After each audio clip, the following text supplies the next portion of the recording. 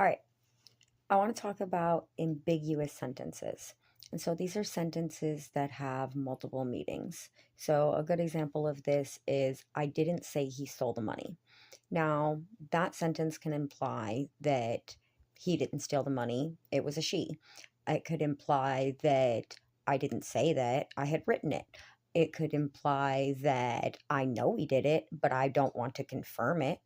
It could also imply that they're not the ones that stole it, somebody else stole it, rather than just a he versus she.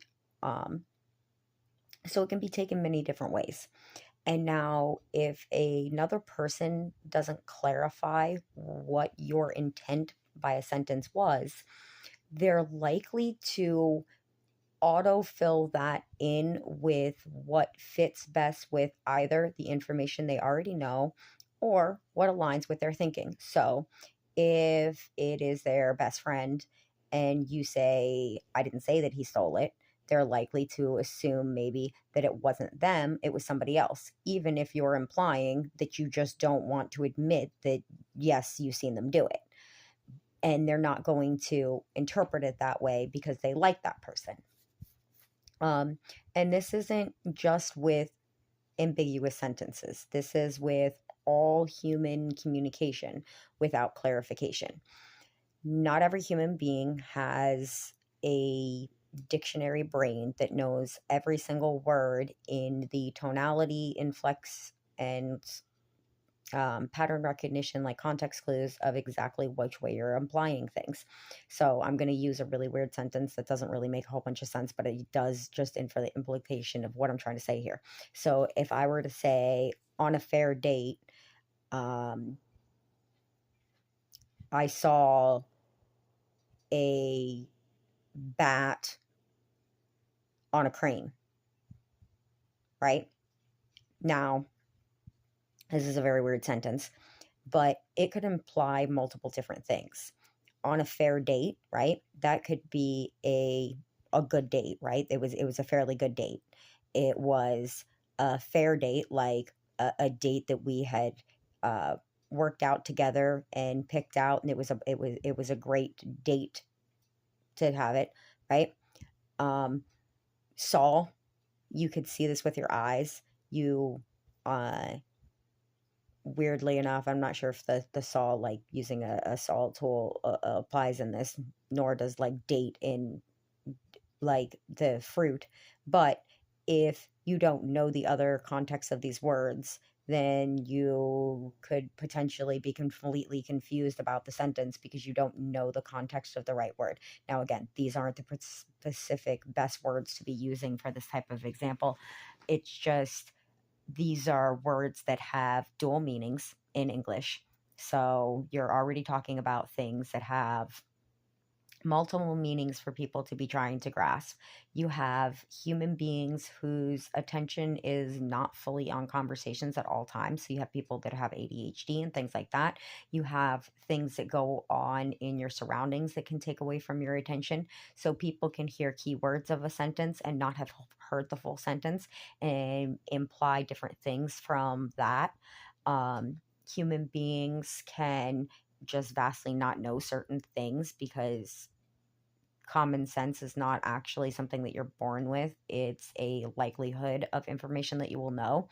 And if people think something is common sense and you have not interacted with it yet, they're not likely to tell you it because they expect you to have this knowledge.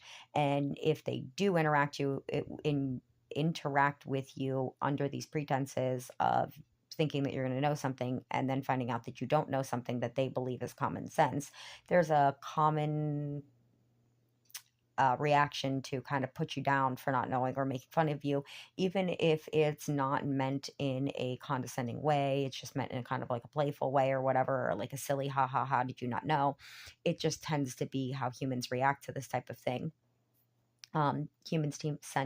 Seem to find humor in mistakes and things like this of other people, but then when it's themselves, there's the embarrassment of it. So there's like their interesting dynamic there of how we often fail to think about what it's like on the other side, even if when on the other side, we're going to react exactly how the other person did. We fail to think about that when we're on the other side of it often. Um, Another thing with words is English isn't the only language. So there's all these other languages that people are trying to work with. So if English isn't your first language, then there's structuring issues that are in sentence, like the way that you structure a sentence might not be typical to the English language. So it can be a little bit harder for somebody to interpret if they're not trying to compensate for that understanding that English is not your first language. And again, that's another weird thing where humans tend to not think about how hard it is for something to be a second language or whatever. And we don't often give that grace um, to people for having to do something at a level that's even deeper than us. So, like, if English is your first language, and you see somebody struggling with it, especially if you have like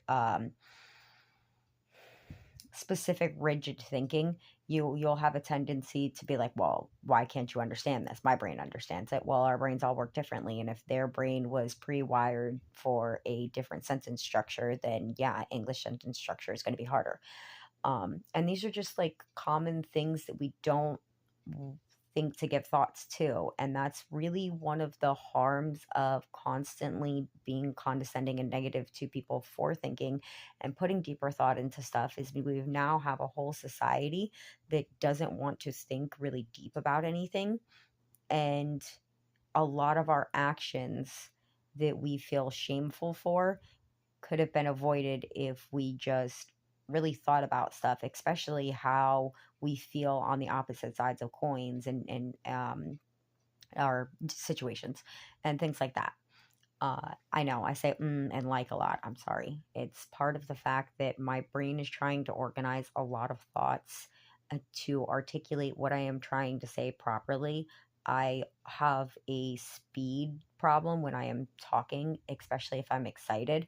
So I have to try to manually think about slowing down enough to articulate what I am saying, because sometimes I'll go in hyperspeed and I will be talking like this, and you don't have a button to slow down the speed to half speed to be able to, well, actually you do, but it's not, it's in the setting type of things, but that's not neither here nor there. You shouldn't need to slow down a video for somebody to talk, but these are different things that may not be something that your brain has to work with, but it's something that another person's brain has to work with. And you're working in a world where you are constantly having to deal with different people, different quirks, different things like that. And where we don't talk to each other, it makes those things harder because your brain is able to come up with narratives and connect dots incorrectly because we're not getting all of the correct information. And a lot of times, with the lack of information, you're also lacking a lot of dots to be able to connect to create the proper picture of what's going on. Another thing with language, besides, different languages of like actual like Spanish, French, Italian, things like that, you also have different dialects, and then you have different slangs for different generations. So you have variations of when you're talking to people from different generations having different interpretations of words. Um, And these are all easy factors for us to work around if we were willing to do the workaround. We've built society so fast, it's hard to stop and take a breath. And it's interesting because some people's lives, you will see their fast paced routine is pushing themselves to their limits to do the same routine over and over again. And not that it's not necessary, because the same routine can be necessary, but it can be to a point of not logistically thinking or working things out because you become in an autopilot of feeling like you have to do certain things. I know I'm kind of bouncing around a lot and then let this video get on a little too long. Um, but this is how you share thoughts and think about different things. And it's okay to bounce around and have different thoughts, because maybe only one out of 100 people that view something have the ability to keep up or understand, but maybe another 2% are able to pick up bits and pieces and from that conversation and think deeper about other things. So these things are still important, even if they're not affecting mass numbers or if they're only influential to who it's important for. If you feel the need to do it, it needs to be done, because there's somebody or something out there that you're interconnecting with. We are very, very interconnected no matter what. And if you want to think about it on the non woo woo side of things, and not the like the non magical side of how things work, and just like the logistical scientific side of things, you work within inside a system, you have family, people that you know, your neighbors see you, people talk, there's a whole interconnected thing. So even if you feel isolated, you're not necessarily isolated.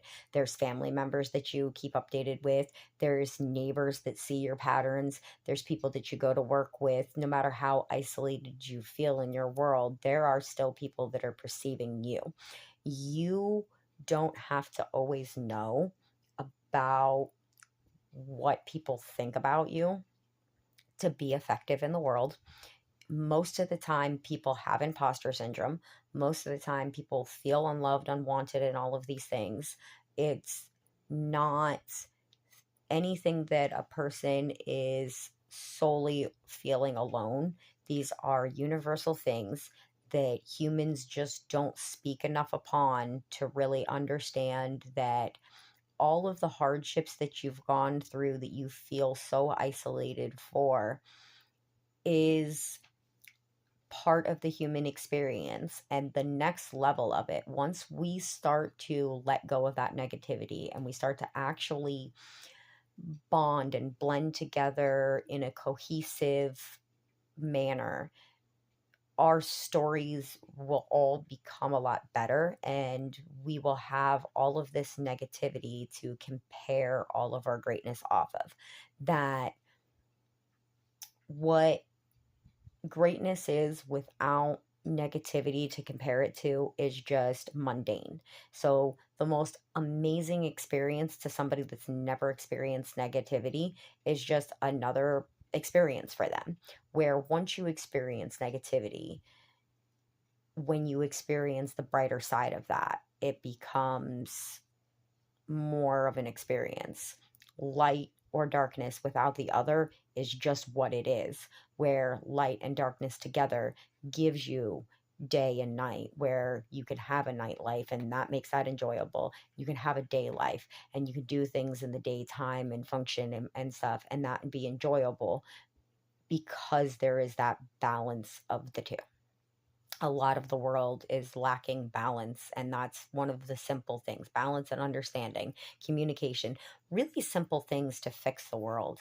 We just have to put in the effort, and I think people are finally getting to their end of their ropes, to the point where they're ready to put in the effort no matter what it takes, because we're getting to a point where now, if life is perfectly great for you, I'm not talking to you, but I'm talking to the people that life has gotten to the end of the rope for. And I know mathematically that a majority of the people seeing this video are at that point. You're not sitting here scrolling on social media and having this kind of life because you're happy and enjoying and in the moment and living your life. If you were, you wouldn't be scrolling on social media. And that's not to say that scrolling on social media means you have no life. It's just saying that while we're busy living our lives, we're not doing these type of things. While these things are kind of important as well, because it provokes thoughts and stuff, it helps you move out of that stagnant position. So it's all interplayed for a reason. Like the string quantum, whatever, quantum entanglement, how one particle moving or doing something on one end affects something from around the world, type of thing. They're just quantumly connected. That interplay is happening within our world dynamics. When you choose not to do something or you choose to do something, there is a quantum effect that's happening there, and a cause and effect one that's happening at the same time. So, have you ever just felt pulled to do something? That's that quantum effect. That's somebody else made a choice that just pulled you into a certain feeling or choice. And then on the other hand of that, like the cause and effect thing of that, every choice that you make has a cause and effect of another thing. If I choose to post this video, then there is a direct cause and effect from that. So there's comments that I have to deal with and things like that, or people that actually view it and see the things. There could be opportunities from that, or it could be something negative, like having to deal with harassment or people that just care about stupid, trivial things like appearance when you're clearly talking about things that are more intellectually based, or maybe not even just intellectually based, but pushing the boundaries of thought. So I don't know. I think it's beautiful to have all of the chaos and stuff. I'm a little bit different. I understand that. I know that there's a lot of people in the world that, they like the pristine, clean, you know, clear cut type of stuff. That's not what appeals to me. I kind of like the more man made stuff taken over by nature, chaos, fucking wild, like that's the kind of vibe that I go for. And so everybody being different is important to balance out the scale. If everybody was the same, it wouldn't be a scale, it would be a teeter totter, and it would be an unbalanced one with all the weight pushing on one side and the other side way up in the air. It all needs that balance. I know I've gone way too far now. I'm going to end this now before I take this into like 10 more roller coasters of thoughts. But yeah.